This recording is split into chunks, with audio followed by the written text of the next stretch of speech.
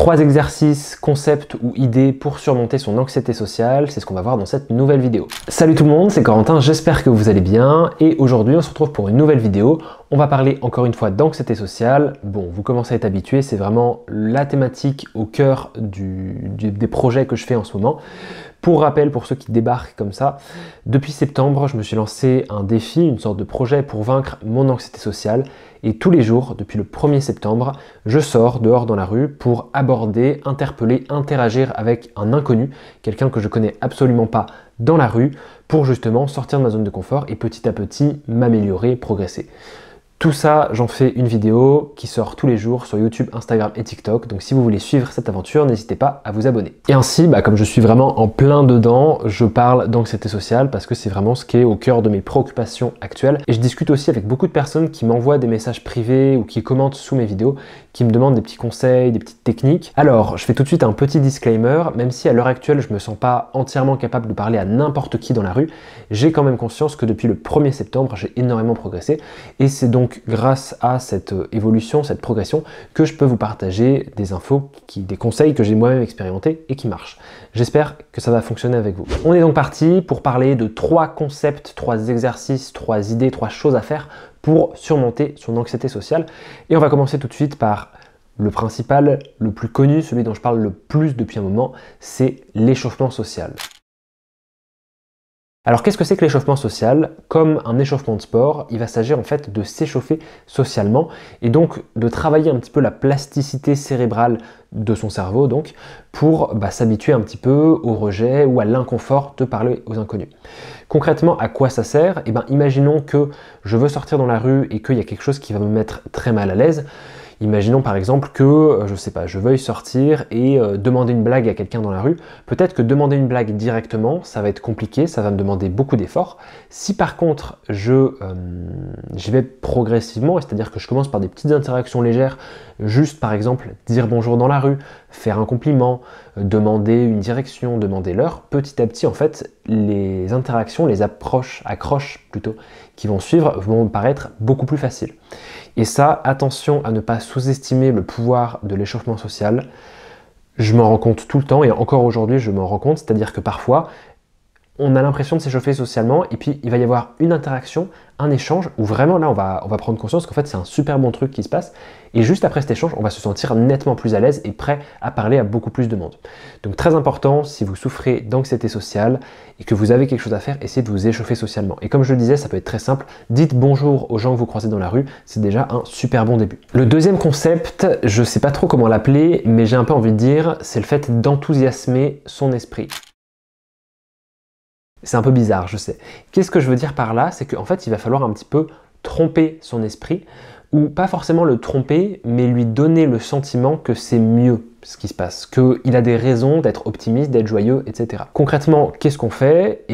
Vous pouvez tout simplement choisir de bien vous habiller, de vous faire beau, de mettre votre meilleur parfum, de bien vous coiffer, d'être à l'aise en fait. Plus vous allez vous sentir présentable, plus vous allez vous sentir presque impeccable au regard des autres, plus vous allez être à l'aise. Ça c'est pour l'aspect technique, l'aspect vestimentaire. Je prends un exemple, par exemple, imaginons je sors dans la rue en claquettes chaussettes avec un short et un t-shirt sale avec des taches dessus, je serais clairement moins à l'aise pour aborder les gens plutôt que si j'y vais super bien habillé, comme si, je m'apprêtais à partir à un mariage avec mon meilleur parfum, les cheveux super bien en arrière, propres et tout. Là vraiment il y a une grosse différence. Donc essayez de faire ça en fait. Pour être plus à l'aise, rendez-vous déjà plus confiant dans ce que vous portez. Et ensuite, quand je disais enthousiasmer votre esprit, il y a aussi cette notion de vous mettre dans une bonne dynamique. Il y a des jours, et moi le premier ça m'arrive, où j'ai pas envie d'aller aborder des gens.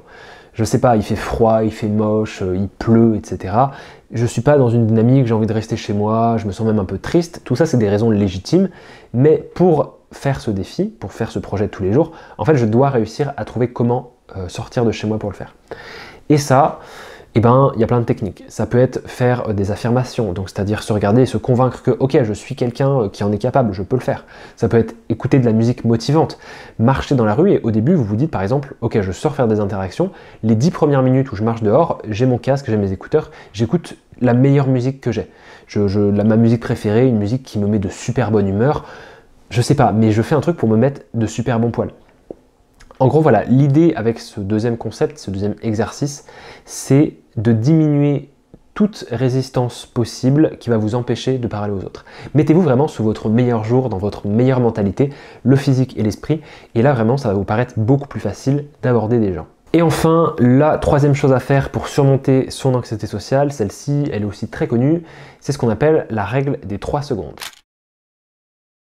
Alors si vous ne la connaissez pas, c'est quelque chose que je trouve très fort, mais en fait il faut réussir à bien l'apprivoiser, à bien la manier, sinon elle peut un peu se retourner contre nous. En quoi elle consiste cette règle? En gros, vous allez voir une personne, vous allez avoir envie de lui parler, donc de manière spontanée, et vous allez dans votre tête compter jusqu'à 3, et durant ces 3 secondes, vous devez aller parler à cette personne.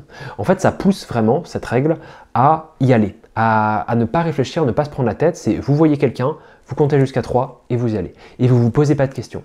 Il faut que ça devienne vraiment un réflexe, un mécanisme. Alors pourquoi je disais que ça peut se retourner contre vous? C'est que bien sûr, il y a le problème, si vous essayez d'utiliser cette règle et vous voyez quelqu'un, vous comptez jusqu'à 3, mais à 3 vous n'y allez pas, bah c'est plutôt mauvais pour le mental, parce que vous ne faites pas ce que vous vous engagez à faire. Et ça, de la même manière que avoir des résolutions en début d'année ou avoir des objectifs, des routines que vous ne tenez pas, c'est mauvais parce que ça va envoyer un message à votre cerveau qui va vous dire bah, si je fais pas ce que je m'engage à faire, ce que je dis que je vais faire, bah, au final c'est pas très grave. Donc l'objectif avec cette règle, c'est vraiment de la faire. Si vous vous dites ok, je vais utiliser cette règle, à partir de maintenant, quand je vois quelqu'un, je compte jusqu'à 3 et à 3, j'y vais, je vais lui parler, je vais l'aborder, peu importe ce qui se passe, il faut vraiment être dans cette optique-là. Donc voilà, c'était les 3 exercices, je ne sais pas trop comment appeler ça, mais 3 concepts, 3 idées pour vous aider à surmonter votre anxiété sociale. Je vous fais une petite conclusion tout simplement. Le premier, c'est l'échauffement social. Le deuxième, enthousiasmer votre esprit. Et le troisième, c'est la règle des 3 secondes. J'espère que cette vidéo vous aura plu, mais surtout qu'elle vous aura appris, qu'elle vous aura partagé des techniques pour vous améliorer. N'hésitez pas à me faire savoir en commentaire si vous avez appris quelque chose, ou même si vous utilisez déjà ces techniques et si vous voulez en parler tout simplement.